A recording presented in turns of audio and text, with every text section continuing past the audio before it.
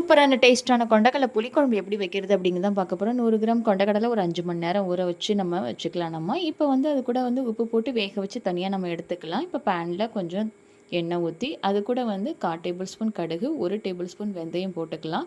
கொஞ்சம் கருவேப்பிலை நம்ம போட்டுக்கலாம். சின்ன வெங்காயம் ஒரு 15, பூண்டு 15 அதையும் போட்டு நல்லா நம்ம வதக்கிக்கலாம். தக்காளி ஒரு 3. இது கூட நம்ம வந்து வச்சுருக்கிற காய்கறி எல்லாத்தையும் நம்ம போட்டு நல்லா நம்ம வதக்கிக்கலாம் நம்ம. இப்போ உப்பு லைட்டாக போட்டுக்கலாம் நம்ம.